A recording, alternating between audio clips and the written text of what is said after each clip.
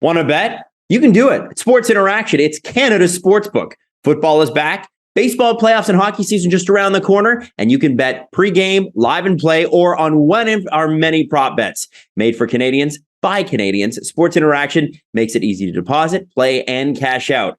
Join now and see all that sports betting has to offer. Head to sportsinteraction.com/SDPN. That's sportsinteraction.com/SDPN. Ontario only, 19 plus. Please play responsibly. This is Agent Provocateur with Allan Walsh and Adam Wylde.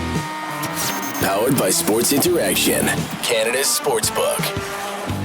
Here we are, Season 2 of Agent Provocateur.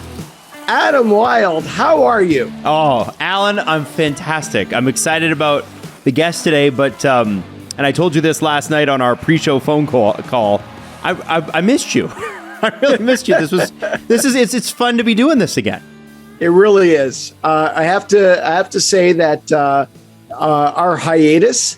I've actually missed our weekly get together and having guests on and talking about hockey. So it's great to be back.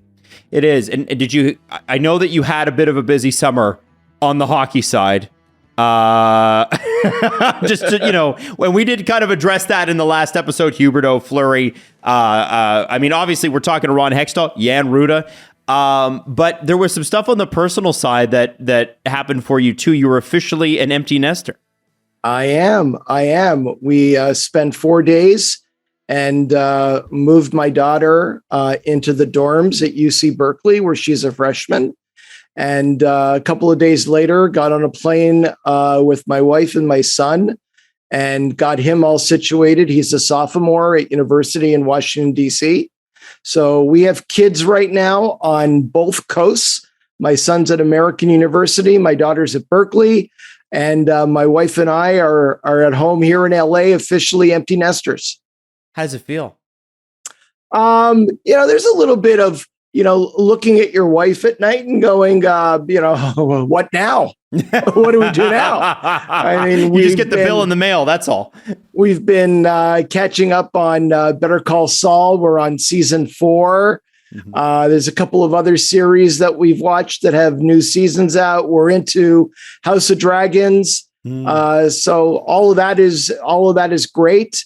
And just plotting out my travel schedule for rookie camps, main camps, because here we go. The footsteps are upon us. And when the camps open, it's going to be a bit of a whirlwind for the next 4 weeks. Are we allowed to ask where you're going? I'm going a little bit of everywhere. I'm going to be up in San Jose. There's a rookie tournament there. I'm going to try to make it into Traverse City for a rookie tournament there. I want to catch up with certain rookies. I want to catch up with David Jiricek and Zachary Leroux and, both first round picks. I want to just generally reconnect with everybody, which is what usually happens around the time of training camp. There are guys who kind of take a little bit of a break in the summer from reaching out every day, and you may just be checking in with them once every week to 10 days. And, I just got off the plane. I'm in my city. Here we go again, another year. And now you're talking to them again 4 or 5 times a day. So it really feels now like the season is starting. Do you get excited still? Oh yeah. I've been looking at the calendar and ticking off the days, anticipating the start of camp. Absolutely. Well, it's going to be a big year for a few people. I saw you tweeting about Jonathan Huberdeau the other day. I mean, what an exciting year in Calgary that's going to be. And so we're going to have Ron Hextall on here, which is a heck of a way to start season 2, Allan. Can you tell us a little bit about, you call him Hexy. How far back do you guys go, and what kind of an interview are we in for here? Because my first impression of Ron Hextall was the title, the heavyweight title bout between him and Felix Potvin when I was a kid, because I'm a Leaf fan. Just legendary stuff. But he has had an unbelievable successful, obviously, his career as a player, but as an executive as well. Yeah, and I got I became really close with Hexy during his time out here in LA as assistant GM We would see each other at the practice rink. We'd see each other at the big rink before and after games all the time for 6 years. And we talked about players often. We talked about scouting. We talked about up and coming players. We talked about players around the league, players in the American Hockey League. And one thing that struck me very early on in our friendship was how devoted he was to knowing the league and knowing every player in the league. And he really has a great analytical mind and thinks the game and thinks strategically how the different pieces all come together. And I had told him a couple of times back in LA that he's going to be a GM one day, and he would kind of smile and laugh it off. But I certainly wasn't surprised when he got the job in Philly, and now seeing what he's doing in Pittsburgh. He's somebody that you enjoy dealing with as an agent and a GM. Sometimes you don't agree, but you always disagree respectfully. But he's certainly, with his history in the game as a player and his history as a scout in management, sometimes it's important to talk less, listen more. And sometimes when you do that, you can actually learn something. And I've learned from him. I think he may have learned from me a little bit, but he's a great friend, and it's great to have him on the podcast today. So let's bring him on. Let's do it. Welcome to the second season of Agent Provocateur. Our first episode, we have a real special guest. He comes from a long line of hockey royalty, a third generation NHL player. His grandfather was inducted into the Hockey Hall of Fame back in 1969. His father played 10 seasons in the NHL, and his uncle played 14 seasons in the NHL. In his rookie season, he won the Vezina Trophy as the NHL's top goalie and the Conn Smythe Trophy as NHL MVP. That's a hell of a start. He's the first NHL goalie to score a goal by actually shooting the puck into the net. Sorry, Billy Smith. And he's the first goalie to ever score a goal by shooting the puck into the net in the NHL playoffs. He was suspended for 6 or more games on 3 different occasions. And this is an incredible stat that I saw today. You had more than 100 penalty minutes in each of your first 3 NHL seasons. After a 13-year career, he transitioned to NHL management, becoming assistant GM of the LA Kings, and after 6 years there, winning the Stanley Cup, finally getting your name on the cup in 2012. After winning the cup, he moved to Philadelphia, where he was returned to Philadelphia, where he was assistant GM, ultimately becoming GM. And he's now currently the general manager of the Pittsburgh Penguins. A big welcome to the Agent Provocateur podcast to Ron Hextall. Yes. Thank you. Quite the introduction, but I will tell you, with regards to the suspensions, there was actually an imposter out there that nobody's ever found, but he is around and I'm still looking for him. Is that like OJ still looking for the killer? Well, not quite like that, but we're still looking for that imposter. I heard a great story about you the other day in getting ready for this pod. And you and I have known each other now for many, many years. But I heard that back in 1980-81, when you were playing, you played 1 year for the Melville Millionaires in the Saskatchewan Junior Hockey League. You played in a game where you had 105 shots against. You made 84 saves and lost the game 21-2 and stayed in the net for the entire game. That You is remember correct. that? I do. Very, very vividly. That game, I think if I remember right, it was the second last game of the year, and we were the worst team in the league. We were absolutely terrible. Now, when I say that, I look back at personally for myself, it was a big year. I was 16 years old in terms of development, seeing a lot of shots. That night was a little much, though. I think I let in 3 goals in the first, 6 in the second, and 12 in the third. So it was totally exhausted. I was player of the game. I think it was probably a sympathy thing. But yeah, and I don't know what I was, probably 170 pounds. I was probably 145 by the end of the game. I do remember my teammates helping me get my equipment. It was that bad. Wow. But it was, I look back on it, and like I said, that was a big year for me personally. Had certainly a lot of fun in Melville and a lot of growth as a human being, but also as a player too. So I look back, you look back at development years, and that was a big one for me, just facing a lot of rubber every night. So your grandfather played in the NHL and had an outstanding career. He's in the Hall of Fame. Your dad, your uncle, but nobody that I can't find another Hextall that was a goalie. How did you become a goalie? I don't have an answer for that. My mother tells me when I was 2 and 3, I would roll up a pair of socks and throw it up the stairs and make a big save when they came down. So I was well prior to the memories that I have as a kid where I wanted to be a goalie. Then when I was 8 years old, when I started playing organized hockey, my dad said, no, you play forward or play defense, learn how to skate. And then if you want to still go back in the net, then we'll talk about it then. Obviously thinking that I would never go back. And I was in Pittsburgh at the time. And I remember riding to the rink. Coach was in front of me. The coach's son was the goalie. You see the head in front of you. Well, there was no sound.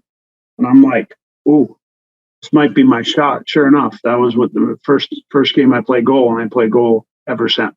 But it was something in my blood when I was young. And again, as you stated, I lived with my dad his whole career and went to the games and everything else. And I just wanted to be a goalie for some reason. And one of my idols was Jimmy Rutherford, who I took over for here in Pittsburgh. And Jimmy was lived close to us, spent quite a bit of time with me, gave me one of his masks that I still have to this day, gave me his skates back then. So yeah, I kind of had a connection to Pitt, which obviously became a little bit ironic with getting the Penguins job.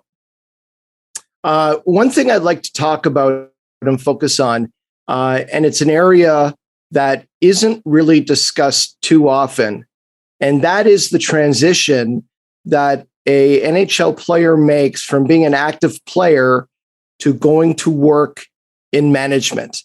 When did you first start thinking about life after playing hockey? Oh, that's a great question. I think when you're playing hockey, like we would sit down as a team, whether it be before practice, after practice, you have a lounge and you start talking about a trade that happened that day or a signing that happened, and everybody's kind of the playing GM there. So we had some good discussions as teammates, and then you just kind of watch the process as you go along. And of course, when you're young, you think you're going to play forever, so you really don't have a lot of thoughts of it. As you start to get towards the end, you start thinking, and I'm not exactly sure when I made the decision that I want to stay in hockey, but I'm sure that this decision was kind of made long before, just because of my love for the game. There's no way I wanted to do anything else in life other than hockey. Obviously, you got your family and you got your hobbies and other things, but in terms of the professional part of it, for me, it was all about the game, and I knew I wanted to stay in the game. And when I was done, Bob Clark just asked me, what do you want to do? I said, well, I kind of like the management side of it. He asked me any interest in the coaching side, and I said, no, I've always kind of liked the management side.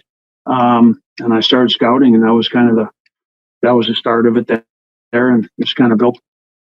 Talk to me a little bit about scouting and what that's like and the life of a scout, because that's an area that many people don't know about. Yeah, I'll tell you about my first trip. So I get done playing, and you're on these charter planes planes and you're making pretty good money, and they basically drive you into the rink and the locker room's right there. You don't have to do anything on your own. So all of a sudden I start scouting, and my first trip is out west. I'm going to San Jose, and I show up at the airport in Philly there at 6 a.m, whatever, and there's a line of about 50 people, and I got 3 bags back then. No rolly bags. You got the big heavy bags. Stand in line, and you wait. You get up to the front, get your ticket, and I'm like, "Oh man!" I think I was in line for an hour. Go through security, get to your plane. Okay, got a connecting flight. I get into San Jose, and it's been a long day already, and rental car place. I'm like, "Where's the rental car place?" So I hop in. So I find the rental car place. I get in line. There's 50 people in line. I got these bags. You got to move your bags ahead.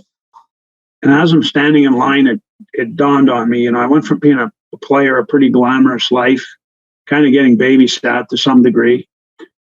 What am I doing here? And so that was my first experience. I got 4 kids at home too. So I'm kind of like, geez, like, am I doing the right thing here? And anyway, it obviously turned out pretty well and ended up being a GM. But there was a lot of work as a scout. I mean, as a professional scout, you're going 160, 165 games a year, and for the most part in 5 months. There's a lot of work. There's a lot of travel. But if it's your passion, it's not really work. I mean, I enjoyed going to the games. I enjoyed learning. The leagues. When you're a player, you think you know the players, but you really don't. I mean, it gives you good insight into a certain amount, especially your divisional rivalries and stuff. But players out west, you don't really know them. So getting to know all the players in the league, and then going to the American League and kind of seeing the development process, you really learn a lot. But it's not a real glamorous life, and it's a lot of work. But again, when it's your passion, it was a lot of fun, and I think it put down a foundation to kind of move up in the business. Well, it's not just traveling to games and watching games. How much time do you spend writing reports? Yeah, a lot. I took a lot of pride in reports. Sometimes I'd start after the game at the rink, wait for the crowd. Other times I'd just do it in the morning. But I would typically spend a couple hours doing reports in the morning. Yeah, Adam. Well, I want to ask because that's a pretty stark transition from being star NHL goaltender to trying to find the enterprise rent-a-car service, and I wondered in those first years doing scouting, Ron, what do you think your biggest takeaways were? What did you learn that you would say that you could apply every day now as Pittsburgh GM? I think there's a lot of little things in character that you can read. Like when you're scouting, like a lot of people can see like the skill and stuff like that, but reading the character of a player, the will, the making big plays at the right time, things like that with players, that's the little things that you don't know. Like some of the players, but you don't know the night in and night out, the work ethic and the character and just their body language, going to the bench, coming back from the bench, their interaction with their teammates, their professionalism. A guy like Patrice Bergeron comes to mind. I mean, the first time you see him, it's sort of like, man, this guy's a pro. I remember seeing him the first time I was in New York in preseason, his draft year. And you just looked at the kid and it was like, whoa, the way he carried himself and the confidence he had. And there was just an air about him where you thought, well, man, this guy can be something pretty good. And he's a pro. He's 18 years old. Usually they're not real well developed and they're not great two-way players. And so again, I think it's probably the character of players that you start to try to read to figure out, like there's a lot of players that might be in a certain group of, 10 players. These guys are all really good players. So how do you put them in order? And to me, it's the consistency, it's the character, it's the little things, it's the defensive side of the puck, it's, how they interact with their teammates, how much they care. Obviously they're, how they play in the big moments, when a game's on the line versus, when you're up 6-1, you got some guys who'll score a couple goals, but who's that guy that scores a goal when it's 2-2 in a real hard game late? So there's a lot of little things, but that's probably the things that, you think everything as a player, and then you get into the scouting part and you realize how little you really did know, even though obviously you have a wealth of knowledge, but not in terms of rating players and building teams and whatnot. How much of a difference is there between pro scouting and amateur scouting? It's quite a difference. It's, when you look at players, you're looking at, we're looking at 17 and 18-year-olds and trying to figure out what they're going to be when they're 23, 24. So, and just look at the odds in the draft, right? I think the amateur scouting is the hardest single thing we have to do as an organization. It's also the foundation. So you're building a house, you got to pour your basement, your foundation first, the concrete, and if you don't have that, your house is going to fall apart. I look at it the same way with it in pro sports, where that's our foundation. It's really the first thing that we do is draft players. And if we're not successful at that, it's really hard to be successful. So the pros, you're essentially getting, for the most part, a finished product. You get 20-year-olds come into the pros, okay, it's a little bit different, but you know where they're drafted, and much more of a finished product at 20, 21, 22 than the other when you're looking at them as 17, 18-year-olds. So it's a big difference. And I think the biggest thing with pro scouting, or amateur scouting, I think anybody that has a good hockey mind can learn it, but it takes years because you really have to see the progression of a player, really a draft class of 17, 18-year-olds. Now you see them 5 years down the road. Okay, now you have the type of experience that you need to be really good at it. So it's a tough thing to do. And as I said, I think it's the hardest thing we do in our business.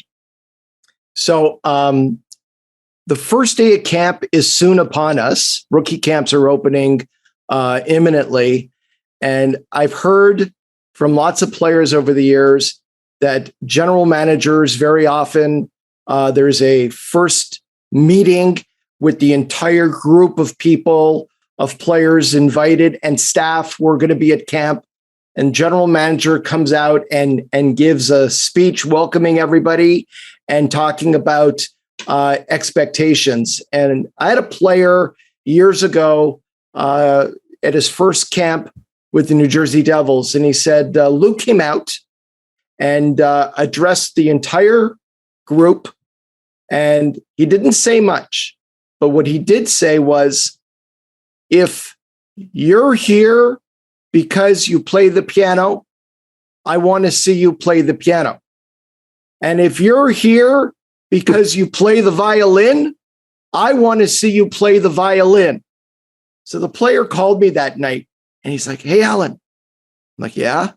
He goes, "We just had our big first meeting." I said, "Yeah." He said, "I don't play the piano and I don't play the violin. Am I going to make it here?" So do you welcome people? Do you give a speech about expectations, and what do you say? Yeah, I'll give a short one. Sully will give one, kind of our expectations for the year, things that we might change as a group, things that we need to work on as a group. So he'll give that to the whole group. But I'll give a short one at the start and just talk about expectations. And, quite frankly, for us, for me, it's not a canned speech. It's usually year to year. But this year, it's probably going to be something along the lines of, we've got some tough decisions to make here. We're all up against the salary cap, and we got some tough decisions to make here. So make sure you're here to make an impression. When did you decide that you wanted to be a general manager? Because you were a pro scout, you were assistant GM in LA for a lot of years. I used to see you out here all the time. When did you decide I want to be a GM? That's what I want to do now.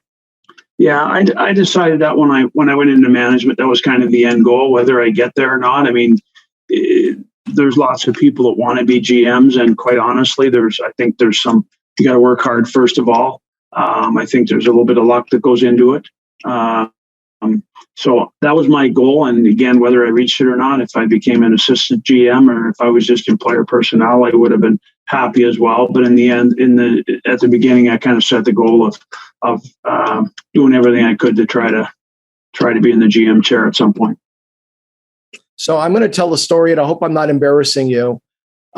You were assistant GM in LA, and one day I'm in your office, and you had a big wall from your desk to the side, and you had every team, every player on the team, first line, second line, third line, fourth line, extras, the D, all color-coded for every single team in the NHL. And you and I spent about an hour just going over the different players on different teams, what the coding meant, the colors meant. And to me, it was fascinating because I've been in a lot of offices with general managers and assistant general managers before, but you literally knew, you put that wall together. You literally knew every single player on that wall as assistant GM. Was that something that you decided to do on your own, or did you pick that up from somebody else? I actually had those. I was director of pro personnel in Philly before LA, and I started then. And I don't know if I picked it up. I'm not exactly sure where the idea came from, but I liked it because you looked at teams every day. The top teams, you could sit there and stare at them. It's almost like muscle memory, right? And you look at the different teams. Okay, Team X is really good. Look at their personnel, try and figure out if they have any weaknesses. What are their strengths? It was a nice visual for me in terms of, like I said, muscle memory, knowing every team, knowing exactly where every player is, knowing who he plays with. It was just, like I said, and if Dean would come in or Jeff Solomon or our scouts come in and we talk about a team or talk about a player, you talk about a team, okay, we're a little short on the right side. Team X, Y, and Z have a little bit of an overabundance of right wingers. Could we flip them for a left? So there's a lot of conversations that came out of it. But I think for me, I just like having the visual every day of knowing the players, knowing where they were, knowing who they were playing with, the types of players that play with who does a guy excel with in terms of maybe excels with a playmaker centerman versus a shooter centerman. There's just all kinds of things. And again, just the muscle memory thing that I really liked. And I could have probably named almost every team then. Just because of those boards, I could have gone through every team and probably gotten at least most of the names. What's the worst part of the job for you? The part of the job you like the least? The same old thing, losing. At least you didn't say the media. Losing. I thought you were going to say dealing with agents. Yeah. That's not exactly the best part. I can assure you of that. Let's see certain ones. Yeah, the losing's hard. I mean, it just like when you're a player, like it wears on you, and you feel responsible, right? You basically, with your staff, you put the team together and you start losing, and there's that responsibility of we need to change something here. We need to get going. So it is definitely the losing is the worst part. There's not a lot that I don't like. I love being part of a team. I love big decisions, the trade deadlines, trades, free agency, the draft. Like there's a lot of real exciting stuff for us, and it's not like playing, but it's probably that next level of, you go to the draft and you better be dialed in. It's kind of like for us at that time, it's like, it's our game 7, our staff, it's game 7, and the trade deadline's the same thing with the pro staff. When you're making a trade, the whole process of it, going through the process and doing your research and talking to your people and talking to the coaches and everybody that needs to be involved in it. That's the fun part, but it gets your blood boiling. It's the passion that we love the game, and this is what we love to do. So, those are the days on, our calendar as management that you kind of circle, and those are the exciting times for sure. Do you like interacting with other general managers, and how often do you do that? I do. I mean, I think we all have a certain amount that we talk to on a fairly regular basis, and I had one of them call me the other night just to ask a couple of questions about specific things. So we'll use each other to help each other out, and how things are run and how your staff is set up, or how much you pay somebody, or whatever the questions that we all have. So yeah, I enjoy interacting with the GMs, and for the most part, we're friends for the most part, guys. I don't think dislike each other, and always cordial. And then you have the GM meetings, and whether you go fishing or golfing, and there's some pretty good relationships there. Have you ever had a GM call you and ask your opinion or advice on a contract negotiation? I have. None that I care to disclose, but yeah, we do. So you guys will share that kind of information with each other and give opinions and advice on different situations like that. Yeah, and it's more like if I'm talking to a GM about something else and he's got something going with player X, he'll be like, well, what would you pay him? What do you think I should pay him? I mean, it's a fair question, and I don't know if any of them reach out to each other but it's more like, okay, I'm talking to you, so what do you think's fair for player X? What do you think I should pay him? Adam? Yeah, I'm wondering, Ron, when you're talking to these general managers, it must be a bit of a lonely job because there are only 32 at the NHL level.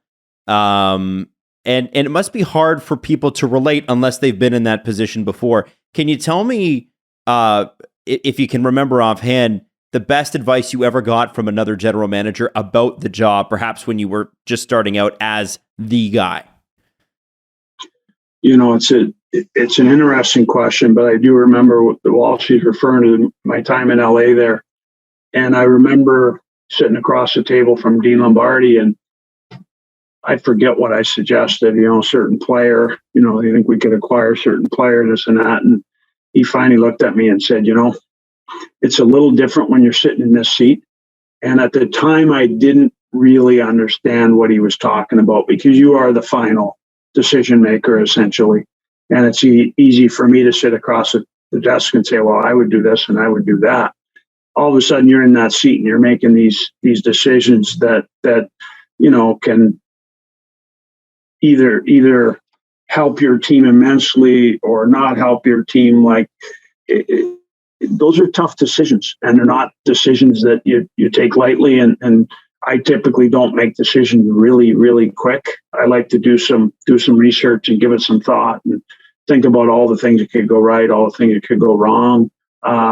So that is the one thing I think that I took from before I was a GM, that until you're in the seat, you don't really understand the magnitude, I guess, of a lot of the decisions that have to be made.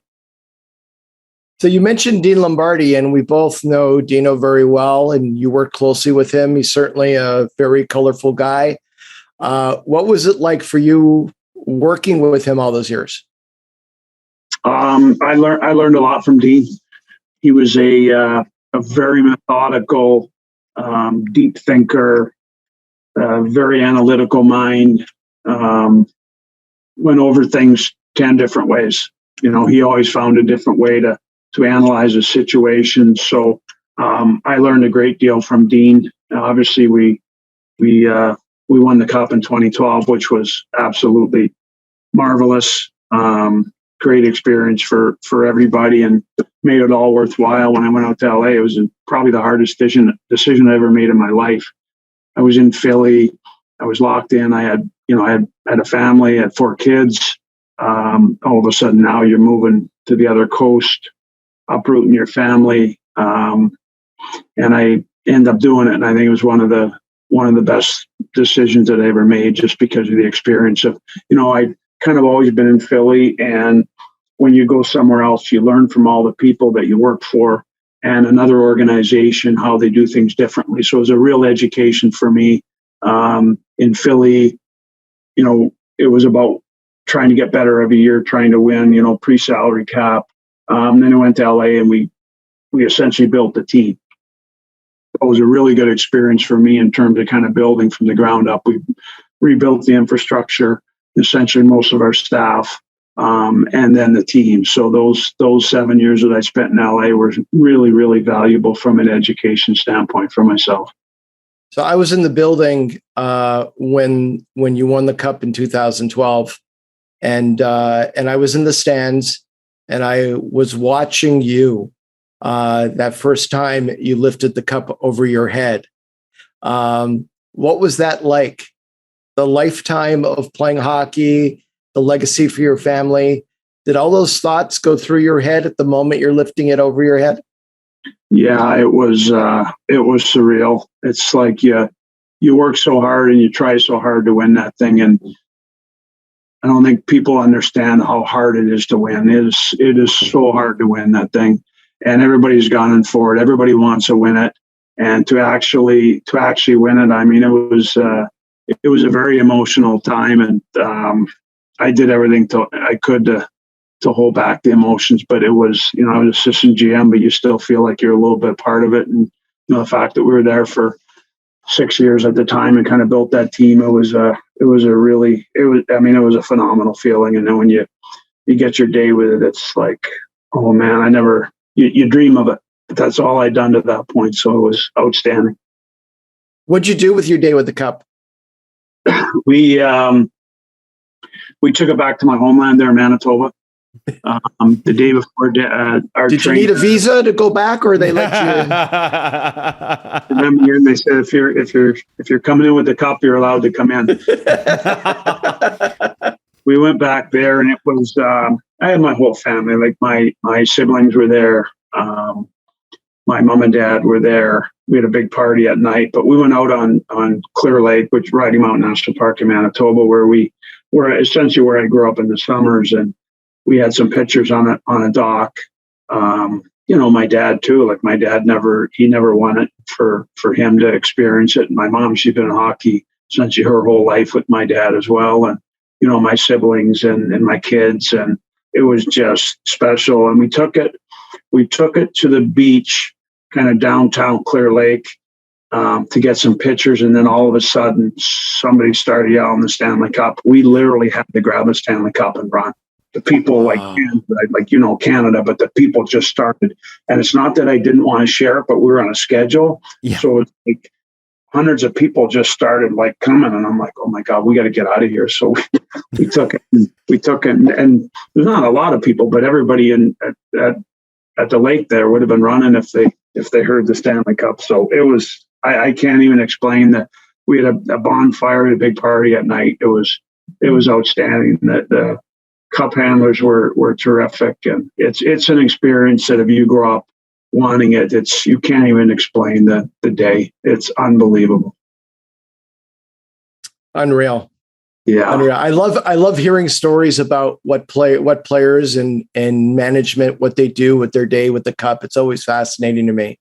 Yeah, we did. Actually, the one thing I forgot was we took it to my in-laws' farms, right? My wife's family's farm, and we took it there, and we're getting pictures with it. And all of a sudden the horse came up, thought there was oats or something in the top of the cup, and the horse is trying to eat oats out of the cup, even though there is nothing in it. So it was pretty cool. Now, you talked about the pre-salary cap era, and obviously since 2005, the NHL has had a salary cap. What are some of the biggest challenges for you managing the cap? There are some teams that are struggling to get to the floor, other teams that are comfortably around the midpoint, but many teams right now with the flat cap situation, pandemic, new CBA, with the upper limit only going up $1 million a year, that have no salary cap space at all. What are those challenges like for you in managing the team? Well, they're tough right now because we feel like we're still a pretty good team, and yet you don't win it last year. So we're trying to find ways to improve our team, and we get $1 million to spend, which in the scope of things isn't a lot in our world. So it's trying to find little ways to improve your team, and that's probably the most frustrating part. You're trying to keep all your players, but you're also trying to add players to make your group better. So it's tough. Make no mistake. I think any GM that's up against it would say right now it's tough. Some of the teams that are building or have a lot of cap space, it's an opportunity for them to add assets. But for us, we're trying to find ways to get better, and it's not easy right now. So we made a couple of trades where we think we're better. Added a couple of young players and a couple of older players. So, we got Danton Heinen, came back probably on a team-friendly deal with that. That's all we could do. I mean, I would have loved to pay Danton a little bit more, but that's all we could do to fit him in. So we're trying everything we can to be as competitive as we can within the salary cap, but it's got its challenges right now for sure. Well, you added noted Allan Walsh client Jan Ruta to the team in the offseason. We did.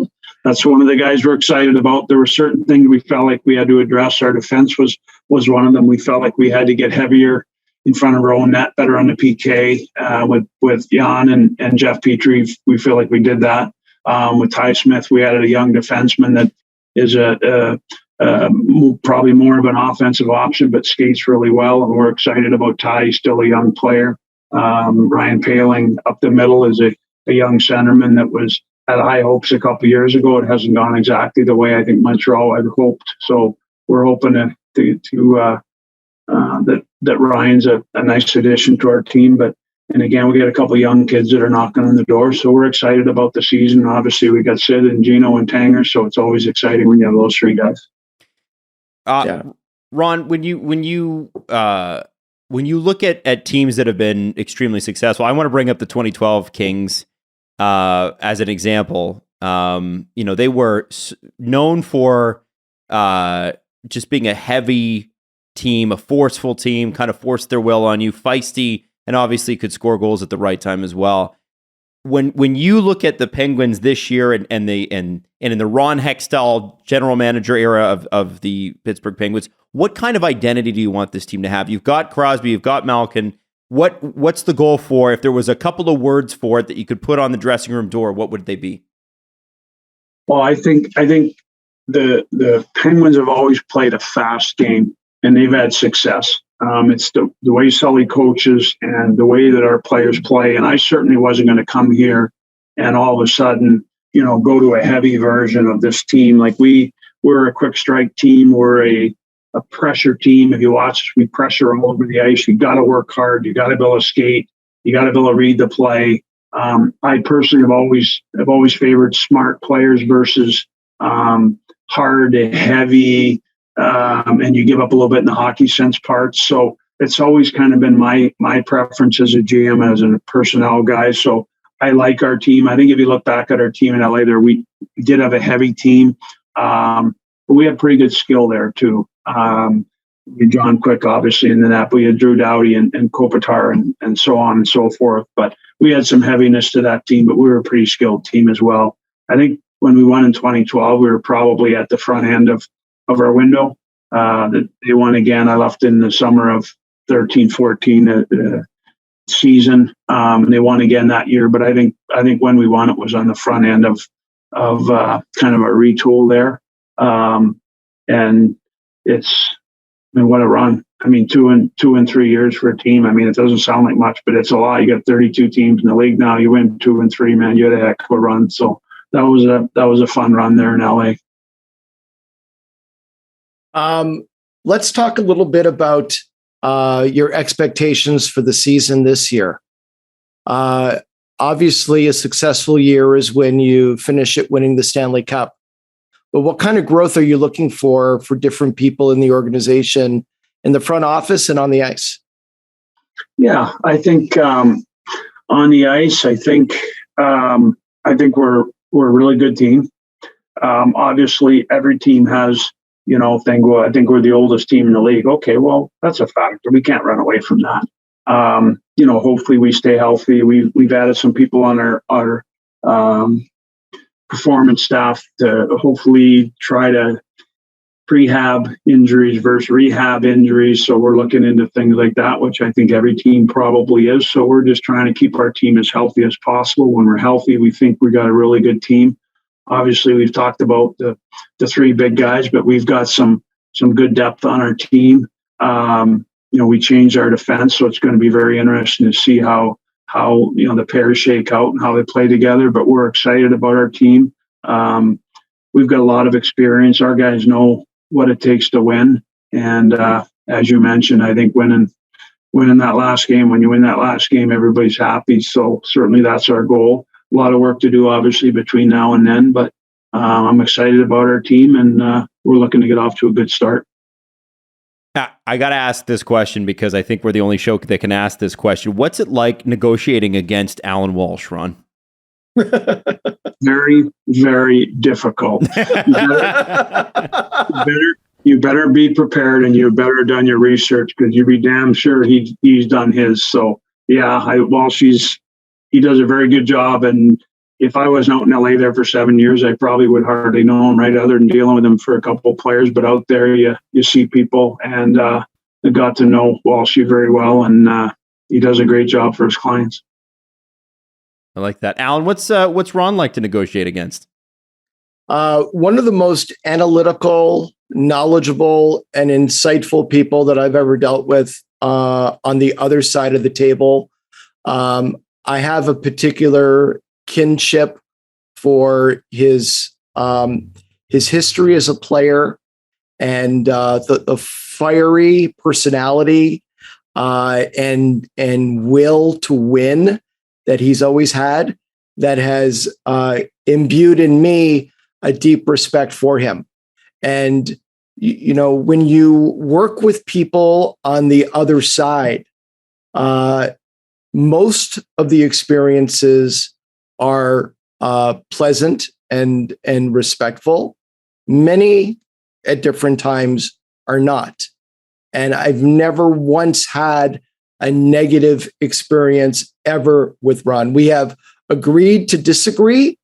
And it's kind of weird calling you Ron because I only call you Hexy.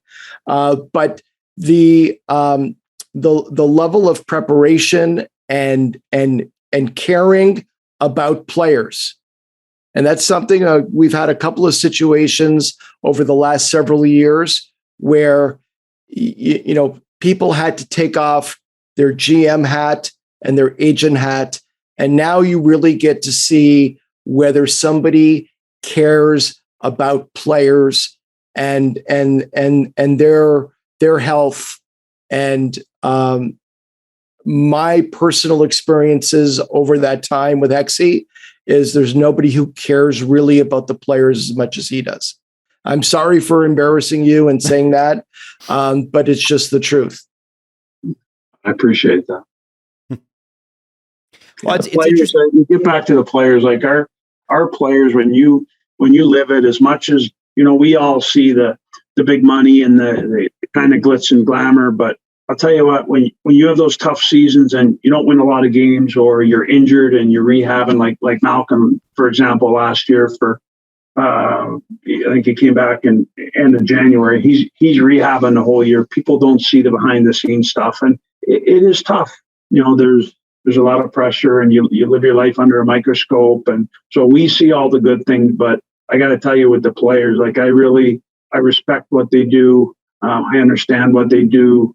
I understand it's a great way to make a living. It is your passion, but there are some tough times too. And those players that battle through it in 82 games, it's a lot. And you got a month or two, hopefully, in the playoffs.